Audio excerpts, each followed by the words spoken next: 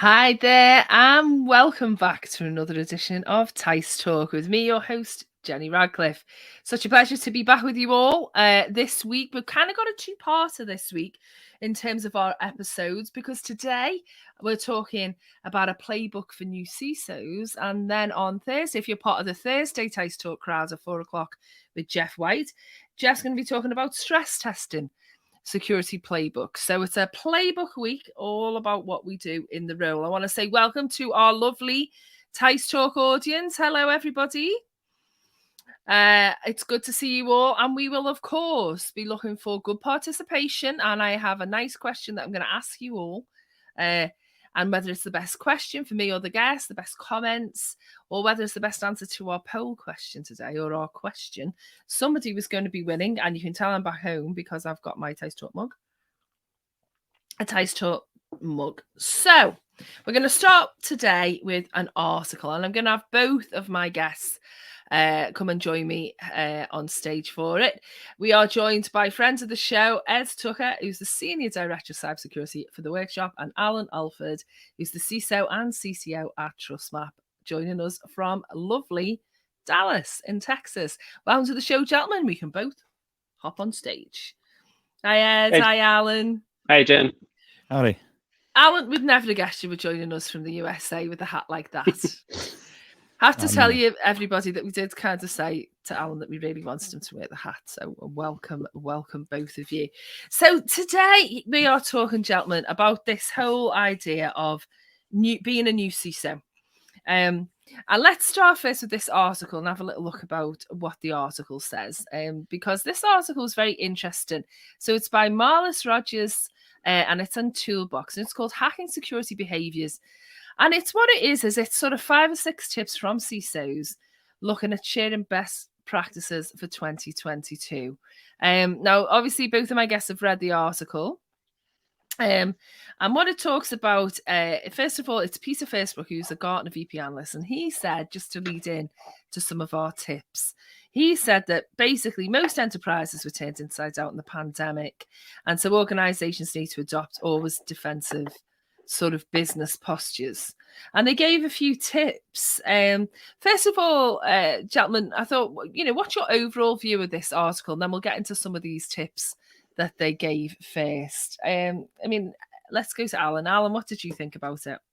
Yeah, I thought it was a pretty good list, pretty comprehensive. It covers cultural aspects, it covers technical aspects, and it covers sort of a strategic aspect of how you want to run your program in general. Yeah, and Ed, did you feel like, I felt the same as Alan. I thought it was a good list. It wasn't like groundbreaking. It was just good, solid advice, I thought.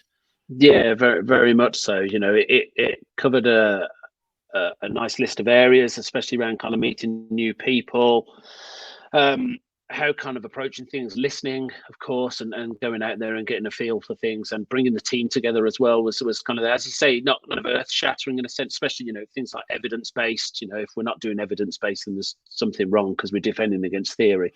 Yes. But it was good. It was nice. It was nice pointers. They were all really succinct pieces as well. It wasn't trying to do war and peace. It was like breaking it down with some nice tips along the way. So yeah, it was a nice read from that perspective.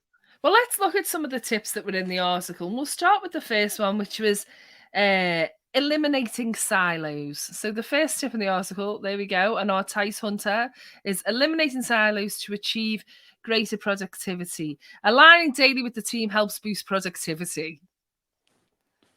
Alan. Yeah, so, aligning with the business is key. It's the most important thing you can do, period. And I'm a big believer in the silos of the business ought not exist for any security leader. By the time you've reached CISO and you have that C in your title, you should be able to operate at some sort of leadership level in other C-suite roles. Even if you're not the subject matter expert, you should have the general business skills, the general communication skills, and the general leadership skills to at least temporarily take over. I have actually run a marketing department, for example. I've been CMO temporarily while we were transitioning and looking for a new CMO. Yeah. And the way you do that is by learning the rest of the business. The way you do that is by breaking down those silos, getting with the other business leaders. One of the biggest problems I have in terms of advice that's given to first-time CISOs is people say things like, you have to work with the business and you have to talk to the business. And they always treat the business as if it's somehow a separate entity. Right. And the reality is you are part of the business. The business is collectively all of the leaders and all of the folks that are contributing and all the folks that are doing the work. And so recognizing your role in the business and that you are a leader in the business is a very distinct notion than talking to the business, communicating with the business. You have to remember you are the business. I think that's really pertinent, Ted. I think that's so true. It's that idea of actually, it's not a case of me talking to them. It's you are them by the time you get to see them. 100%, and throughout your teams as well. Otherwise, you kind of, that almost traditional view that we have of security, which almost has a divorcement from the business, living, whether it's in the ivory tower, it's slightly separate. And as you say, siloed, when actually everyone's on the same payroll, everyone's trying to achieve the same outcomes. If the business goes down, we all go down, so we're all here to kind of help the business be a success. And ideally, from our perspective, do it in not necessarily the least risky way, but in at least an informed risk position. And I think a large part of that, those silos is helping your own teams understand what part they play in the business achieving its outcomes. Yeah. If you can, I know one does the kind of NASA one of the person in the toilets, what are you doing? I'm putting a man on the moon. And it's not quite that, but at least understanding your teams, they're tuning antivirus, or they're working firewalls, or they're doing security awareness, or they're doing outreach, consulting, architecture. What part are they playing in those business outcomes? And the more we can understand those, the more we can actually see that we're part of this overall outcome, rather than this separate, almost hindrance at times, which is the antithesis of what we should be. I think that leads into some of the other points. I mean, they said 4 points, and I think I'm probably separated them out, but give your team time and communicate and take a holistic approach. I suppose we've looked at the holistic approach, but that notion of really giving your team time, and I can see some of Ed's team joining us today over in the chat. I never expected that. Like, I've given them time.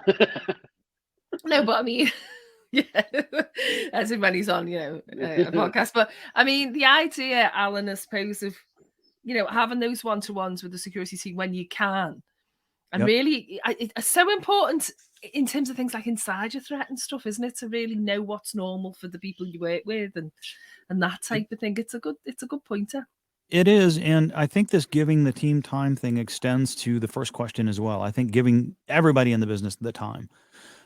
Years ago, when I ran IT, before I ran security, I was an IT leader, and I had these. It was just ridiculous. I printed up an 8.5 by 11 piece of paper that had a smiley face, and it said "IT loves me," award, blah blah blah, and it was just a big stupid smiley face that said "IT loves me," right? And we put them in little plaques, and we gave those out as prizes, and we would meet with people who we felt like were helping further the IT mission. Anybody in the business who did something that was good for IT, that helped our mission.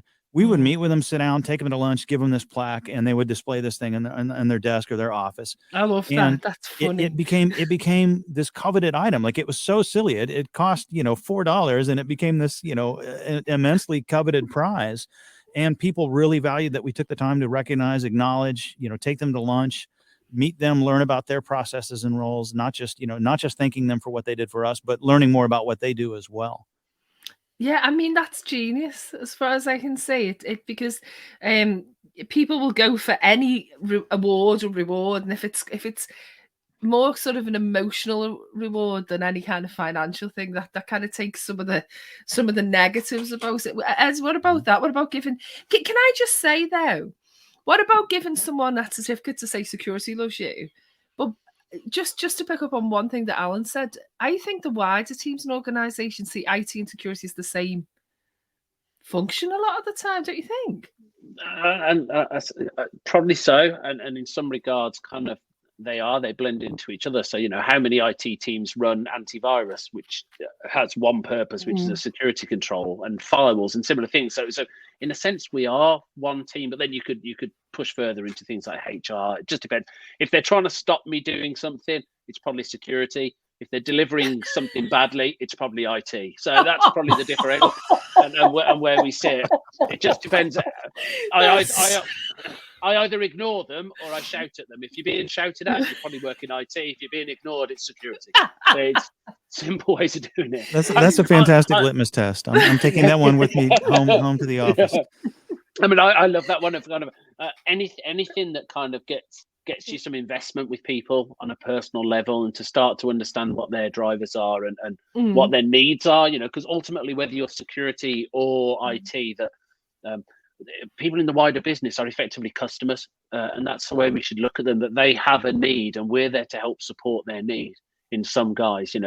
But I love the idea of kind of just, especially novelty things that kind of pique their interest and get people, almost comedically involved with different parts of the teams. And it also shows how blindingly human you are. You're not just someone behind a Jira ticket, or you're not someone who just comes out and fixes a keyboard, or you're not just the person who gets blamed when the network goes down. That actually there's a human side to you, that you've got humor, you've got empathy, you've got engagement, you can talk, and we're all these weird carbon water based things that all have kind of feelings. And actually, the more people understand that IT and security are just exactly the same as everyone else, then I'm all in favor. It just gets us on a more personal level than this kind of slightly divorced effect.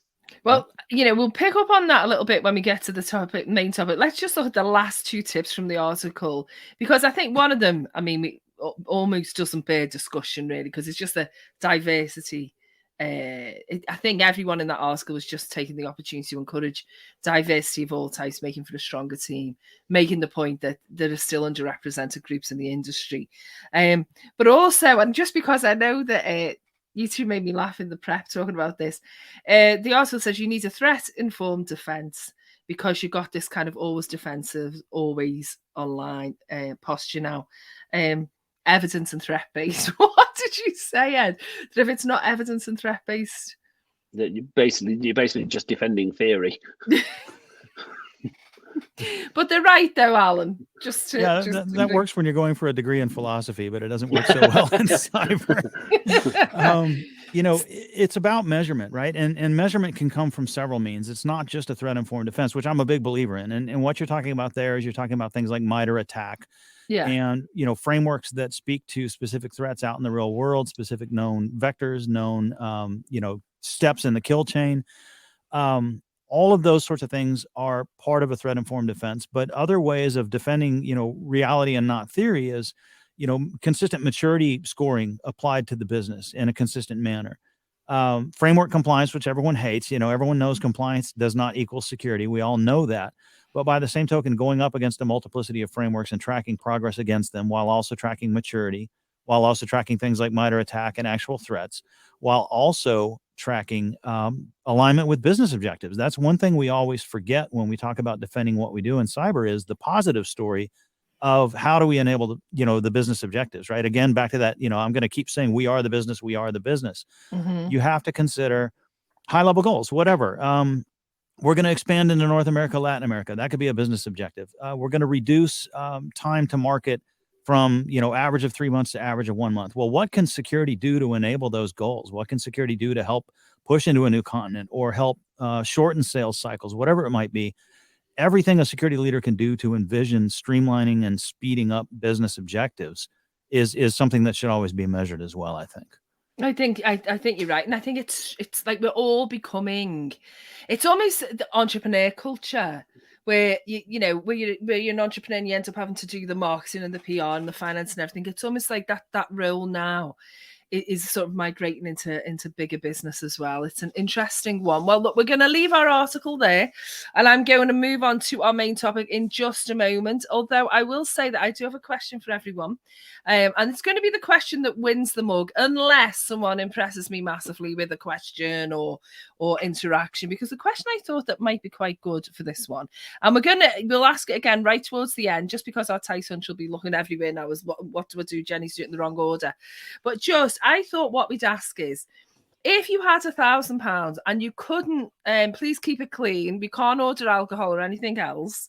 But if you had £1,000 to spend on a positive mood booster for the security team, no alcohol or similar, what would you buy? So that's and it could be 1,000 teissTalk mugs. I'm kidding. You probably only get one or two for £1,000. Obviously, they are very prized items. So have a think about mood boosters for the team while we move on to our playbook for new CISOs, because I think, this is the type of thing we're talking about. We're talking about playbooks. It seems to be something I'm seeing a lot, is like, give us a guide, show me what, people like you two, we've been there and done it and got the mug. What would you do? If you start off, what's the first thing you can do? So let's start with an easy one. When someone gets into a job, a new position as a CISO, is there a right attitude to adopt as a new into a business? Alan, you're nodding. I see you nodding first. Can I come to you first? What's the kind of posture yourself personally that you should adopt as you walk into those new roles? Right. So not only have I been, once upon a time, my first time CISO role, but I've also been the organization's first CISO more than once. And the most important thing for me in the first 90 days, and I've been a CISO, 5 times now. So the first 90 days to me, I don't come in with any declarative statements at all. Everything is interrogative. I meet with every leader in the business I can meet with who will give me the time. And I learn from them. I learn what they're doing, what their mission is, what their pain points are. And I take furious notes. And I ask them if they have any specific concerns about security, because there's this trope in the security industry that we always say, oh, users don't care about security and we're just in disruption. I mean, we were joking about it earlier, right? We all joke about it. But the reality is most of the folks in the business are aware of cybersecurity, at least to some degree, and probably already even have a concern or a pain point or something like, oh, you should really look into this. And it may not even be something that's specifically a pain point of theirs, but they're aware of it. And now that there's a security leader willing to listen to them, they're going to say, hey, go look at this thing, right? So for the first 90 days, trait number 1 is don't talk, listen, right? That to me is the most vital and the most critical. I think that's an extraordinary accurate thing to say, because I have never really thought about that before. But of course, you're absolutely right, Alan. I mean, people, they do know something about it, and they'll probably tell you if there's been near misses, Ed, or hacks. If you take that approach, it's good advice, I think. Yeah, absolutely. But also they'll tell you kind of what they're worried about. So one of the things that goes hand in hand in that is kind of, naturally with experience in kind of the profession, you'll come in with a certain prejudice, a certain myopia as you join an organization. If you see these symptoms, you'll automatically start to jump towards, I know what that is. But actually, each environment's nuanced. So kind of putting that prejudice to one side and just listening and saying, well, what are the people in the business actually worried about? What kind of impacts is going to hurt us the most? Is it a compliance failure against some standard? Is it, is it a loss of personal data? Is it kind of a big tax hike? Is it, what is it that we're actually defending against? Because it's not always hacktivist, APT, blah, blah, blah, blah. It's not always the same things. Each business has different cares. Like moving into a new territory or revenue, versus cost, and what's really going to hurt, what's genuinely. But also they give you a flavor as to, well, how's security performing today? And do they even know who they are? Yeah, and I guess what they think of them, and whether or not anything that's been put in place is working, whether the security awareness training maybe that they all loathe. Because I mean, and I suppose it's worth asking them at that point. Ask them some questions. Ask, well, is there anything that's easy to get around? So this is my tip, and for what it's worth, is there anything that you do that is anti-security that you kind of do because it's inconvenient? See if they'll tell you, because I suppose you're in a honeymoon phase, Alan, aren't you? That first couple of months, people are going to forgive a lot and be more open with you, right? Right. And one thing to do is turn the program from a negative to a positive. If you've inherited a security program, the odds are that security awareness training that everybody hates was probably used in a punitive fashion. Right. The odds are that anti-phishing training is used in a punitive fashion, that the focus is on the negatives, who clicked, etc. One of the first things I do after that listening phase is I will flip all those negatives into positives, and I will say, we're no longer going to punish people for clicking. We're no longer going to call out, register, clock, check, and report who clicked. We're going to report on who reported. We're going to show the positives and emphasize the positives. Hey, look, and you're going to gamify it too. The marketing department reported phish, 20 times last month, and sales only did it 10 times. Hey, sales, keep up. Like make it a positive competition towards doing the right behavior rather than punishing folks for doing the wrong behavior. And then the other piece is, not having the training be punitive. Keep the training small, short, light, lean, funny, simple, and quick. And do it regularly. Don't wait for the annual great big 2-hour click fest where people just click through and click, click. Imagine click, you click. could even label it in some companies. This is the annual click fest, I guess. Yeah. I suppose though, you're working out the culture at the same time. Imagine you've worked in very different organizations in terms of culture. That initial sort of interview stage, you're working out what worked before, aren't you? Really? Yeah, but also at the same time, kind of looking at, well, you know, there are different organizational cultures, but they're still human beings. So even though there's one kind of culture that everyone works towards, there's multiple cultures down to the individuals. You know, even things like learning styles, engagement styles, type of, you know, how open they'll be versus how closed they'll be. Will there be a positive or will there be a negative? You know, some people say, well, how's security? And it'll be all the wrong things. And others, you'll say, how's security? It'll be all the brilliant things. Oh, so-and-so is really helpful and such and such.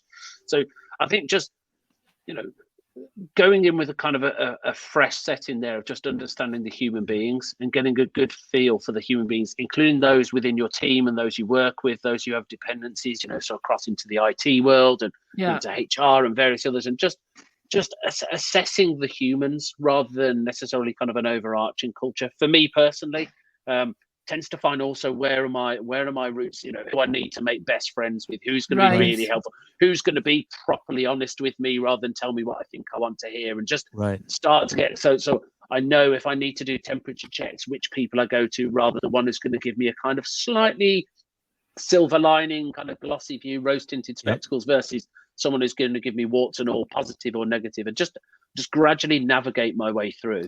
Right. And who's going to become a champion too, right? Well, I was going to say, because you'll find the people who are dead enthusiastic, if it's done right, they're going to be the most crazy, like, advocates for the whole thing because they find it exciting, I guess. But also those who are not, and I think they're some of your best nuggets. Because there's a reason why they don't care about security, or they're almost putting the barriers up against it. They've had a bad experience, or it hinders them doing. So actually tackling them sometimes and going, oh, I'm here to help you do your job, and how can I make your life easier? And I probably don't need to touch you. I want to put security in your hands so you never have to deal with us idiots. And suddenly, almost, you know, socially engineering them, that kind of almost your biggest adversaries internally in terms of their buy into security. And if you get them on board, that's hugely powerful. Yeah. I would argue that over time, some of my best champions have been the ones who were originally my strongest detractors. Really? That's so interesting. There's a term that we use called shadow IT. It's another one of these like negatives that could be a positive. What is shadow IT ultimately? What is happening when shadow IT happens? It's really business driven IT. In other words, IT and security aren't keeping up with the needs of the business. So the business just goes and does its own. That's what shadow IT means. And so when you find instances of that, you go to those folks and you ask them, what were you trying to accomplish? What are your goals? What are your needs? What are your drivers? I'm so sorry you feel like security is an obstacle towards achieving all of those things. Let's work together. Let's come up with a plan that gets you what you need while still meeting security. We'll work on this together. And in that process of that dialogue, they become much more security savvy and security aware. And over time, they become the ones who tell others like, oh, don't just go spin up your own thing. Go talk to them. They'll work with you. Yeah, well, I mean, there's nothing like an ex-smoker to stop people from smoking. Do you know what I mean? There's nothing like a convert to convert someone else. What about, here's a scenario that I've seen a lot in our audiences sort of over the couple of years Tice has been going now, which I can't believe I'm saying that, but we have. But I've seen in the audiences as well, sometimes people have got the CISO position from someone who's either resigned under, you know, stressful or difficult circumstances, or there's been a real issue, a breach or something, and that CISO's been fired. I'm not saying that's the case with either of you, but what if you inherit the role from a bad place, you know, a bad situation? What would your advice be for that? From a personal point of view, even if it's been kind of, you know, a really good people before or anything like that, generally speaking, most organizations aren't in the best space anyway, you know, because we've got so many things to juggle with our IT colleagues and you know, our HR colleagues and everyone else, that security kind of tends to be suboptimal at the best of times. I suppose, you know, understanding kind of the drivers behind that, again, that phase of listening and talking to people and finding, well, what was it? So, you know, I've had one previously where I followed a CISO in who was known colloquially as a rude word, a very rude word. And it's kind of, that's how they referred to this guy. And it was because he was just constantly obstructive. He was horrible to deal with, to the point that literally people would ignore him in meetings. So actually following in and kind of going completely, I don't know what's happened before, no idea what, just talk to me, because if you've had a bad experience before, I don't want to be that. So help me understand kind of what turns you off versus what turns you on, so I can be a different security person and try and say, this is what I want to be like. I want to be driven by you, the individual business units and your goals and your approaches. If we've had issues in the past, then we just need to understand where our most important assets are, but also make sure that when we protect them, it's not inhibitive. It's good enough. It allows you to do your job. It allows you to maximize the use of those assets. And just try and explain as early as possible the type of security culture for your own team. We all talk about security culture, but what I mean is the actual culture of your team and how they're going to engage with people, how they're going to talk to people, how they're going to try and be transparent. So, open and honest, but also uninhibitive and unobtrusive, and talk about that culture, because that one's really important into how the business sees you. So okay, I think they're good points. Alan, would you agree? What about would you say, to add to what Ed said about inheriting that kind of difficult scenario? Yeah, it's a matter of uncovering what was done wrong. And, I mentioned being, interrogative and not declarative for the first 90 days. It's okay to declare what you're describing as bad CISO behavior. It's okay to agree that, no, this doesn't work. This was bad. This is no good. You're going to see a change here. It's okay to make declaratives in that regard early on. If you are coming in from a bad security culture, you have to acknowledge that it was in fact a bad security culture. And I think loudly shouting that there will be a change. There's a new sheriff in town. I love that when you said there was a guy that nobody liked and got on with Alan put in the chat, Dr. Now, which is very funny. I just want to point out, though, that I've found is that, because obviously going in as an interim, going in as a consultant, I've often been told, there's that person or there's that woman and everyone hates them and no one gets on with them. You'll never crack them. You never warm them up. And inevitably, if someone takes the time, there's always another side to that story. There's always a reason why that person's so shut down and off. It kind of points to the wider culture, I think. But these are interesting points. I think one of the things to avoid as well, it's just changing everything, because we go in, we're looking for all the negatives. You're looking for the quick wins, and I think we're tempted to go in and just change things just because we can. I mean, what are the legitimate quick wins you think that you can do? I mean, we've said talk to people. Is there anything kind of more that we can add to that on that practical level that you think, well, look, if we do 2 or 3 of these things, they nearly always come good in the end? Or is that first phase just conversation and listening, do we think? There's some quick wins for sure you can get that I think, one of the best examples I always come up with is SSO, MFA, single sign-on, get all these different apps done correctly with single sign-on with centralized identity and access management. And you'll find that, especially if it's, fingerprint or, passwordless solutions, you can get to a point where you've implemented really solid security, and you've also made it much easier for everyone in the business to access what they need to access. You've sped up login times. You've sped up ability to access things. I no longer have to retype my password every place I go. You've given them speed, and you've also achieved higher security. That's one of the biggest quick wins that I always try to go for right off the bat. And there's others as well. I think that's interesting. I think as well, with your marketing experience, another quick win is to communicate out, isn't it? So this is me, like you say, new sheriff in town. This is what we're going to try and do. It's good to meet you all. Whenever I was in a new position, I always said, right, this is what we've got. This is our aims. Good to meet you. And some clinics like that, the desk is open on this day. If you want to come and see me, let them come to you as well. Ed, any quick wins from your experience, you think? 100% echo that one in terms of kind of communicating outwards as well, and kind of show it, and again showing that kind of human and that that daft things of saying, I've got 2 ears and 1 mouth, so I'm here to listen first. One of the others that I'd say, and I think this also rings true very much so if you're going in kind of a consultancy role as well, because sometimes you can actually find the security team are quite a blocker, because they kind of almost see you as coming in as a usurper, someone behind them. Always. Listen to them. Generally, listen to them. They know what's wrong. You know, in a large point, they may not have. You know, there's that alignment from a wider business perspective and what drives them and their outcomes. But by talking to your own security team and say, look, I don't care if it's good, bad, indifferent. Where's the biggest holes? Where are our complete? Where are we blind? Where are we suboptimal? Where are we good? Where do things work well? Which areas of the business do we work well with? And listen to them. Let them tell. And just say, look, I'm in one sense, I'm going to come in and I'm probably going to say the things that you've been saying for 4 or 5 years. It's just this time people might listen, and that's a positive. So give me that information, but also give me examples of good. Because when I then want to talk with different areas or seek out parts of the business or talk to the board, I want to echo the good stuff, not always say, oh, we're suboptimal here, we're suboptimal here, we're suboptimal, we need to do this.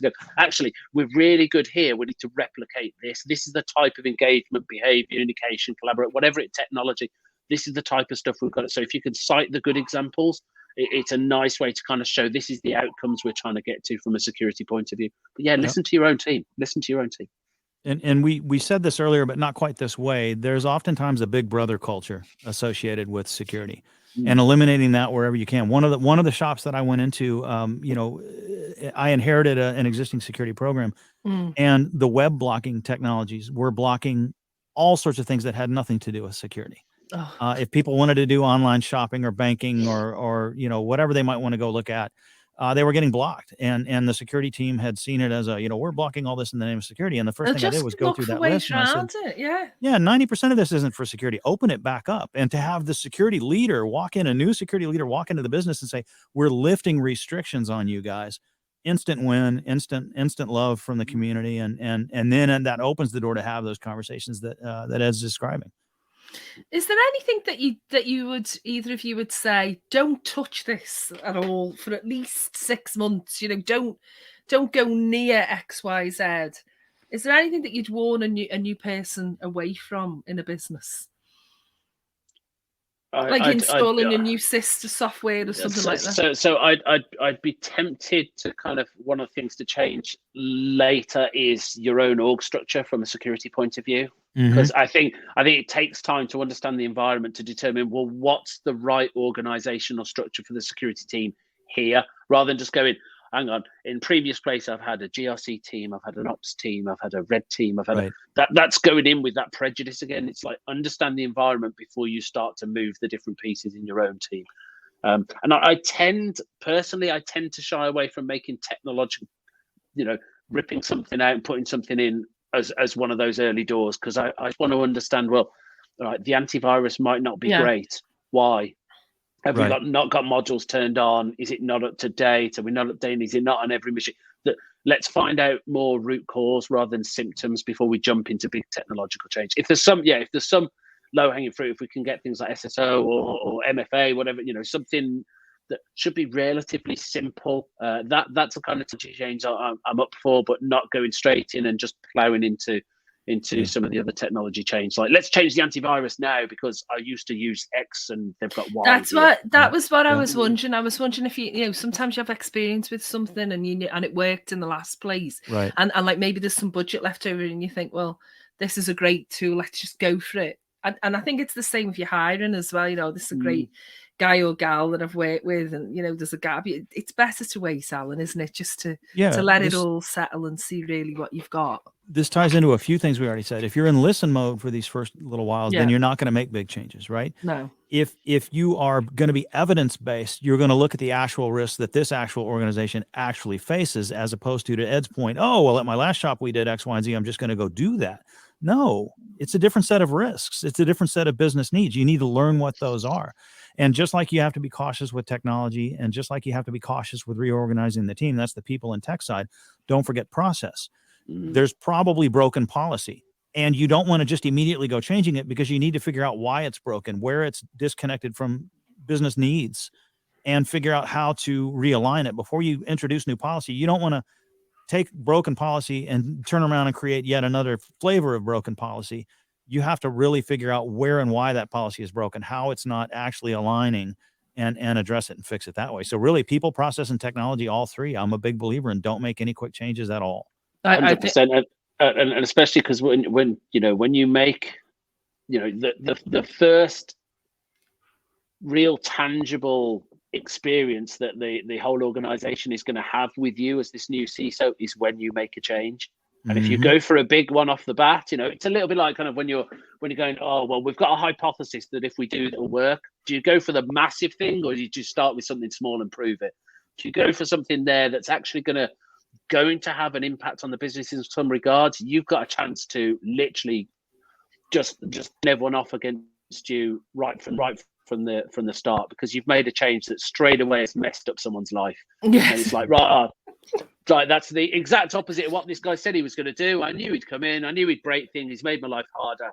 I don't know, so be cautious around what that first change is, and ideally make a change that no one notices, and then say, oh, but we did this and you didn't notice, and that's how we want to operate. Right. It's like, oh, I think that's what I think. Some of it depends as well, I think, on, how, whether it's your first rodeo as CISO. I can't help it. Alan's there and everything I'm saying. But if this is your first time as a CISO, your first time you kind of achieved the lofty heights, Alan, it's different than if you've done this a few times and you've learned from it. I mean, it's kind of the point of the show, isn't it? But for those new people, they need to get their confidence in before they start doing anything radical. Yep. I think so. All right. Well, it's a good time to have a little look at some of our Q&A.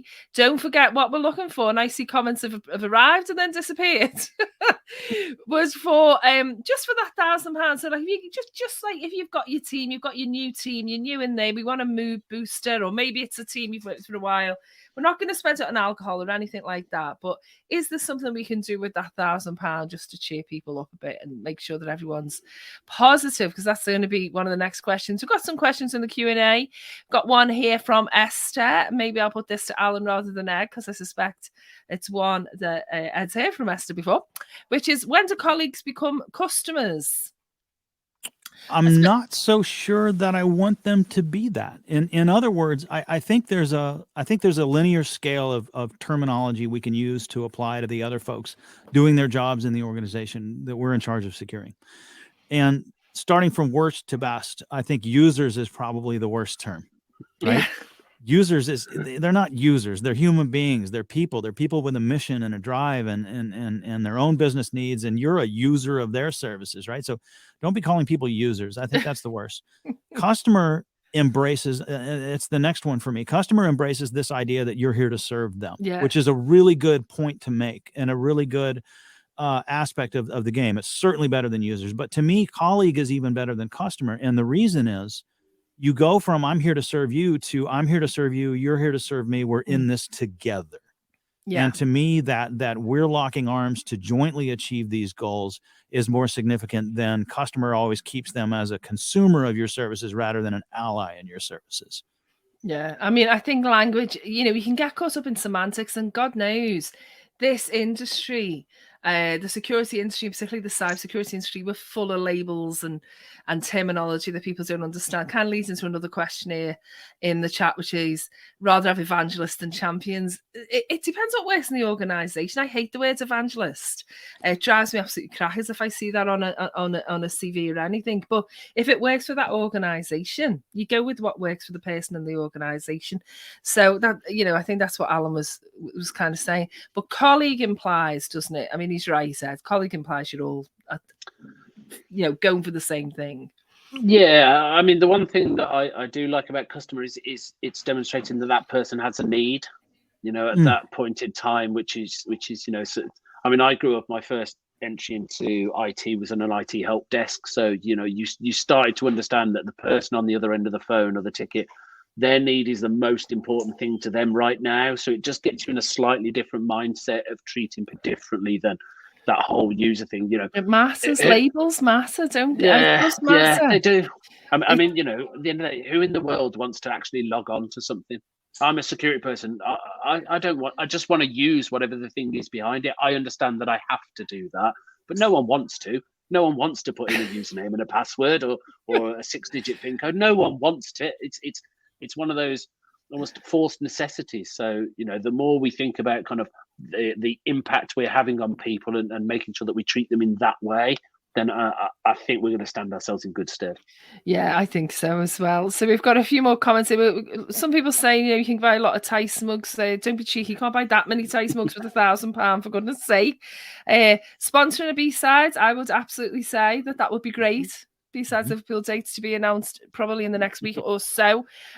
Team night out. Yeah, you can do like a quiz night or something. I mean, I think I was trying to get away from the idea of alcohol and just buying loads of alcohol, because there's people in the business for whom that's not an option, I guess. But yeah, so let's keep them coming. We've just got a few more minutes left just to still talk about. I find this so interesting that we can give a playbook to a new CISO. I mean, what I'm hearing from you both really is that this is horses for courses, and apart from a few like common sense, really leadership pointers, it's different everywhere we go, isn't it? I mean, is it a case of being a good leader and adapting to the company then, and not really being able to give a playbook as such? I mean, there's not you can't say to someone, there you go, there's everything you do, off you go. Yeah, because I think it's such a broad subject in terms of a CISO, and what are they responsible for, and what are they responsible for in this org versus this org, and what does this org do for a business? This is a government agency versus this is a cryptocurrency startup. They're going to be, you're going to be in different realms of responsibility. And are you the only security game in town? And who are you working with? Do you report to the CIO or the CFO? Or there's lots of things to get your head around.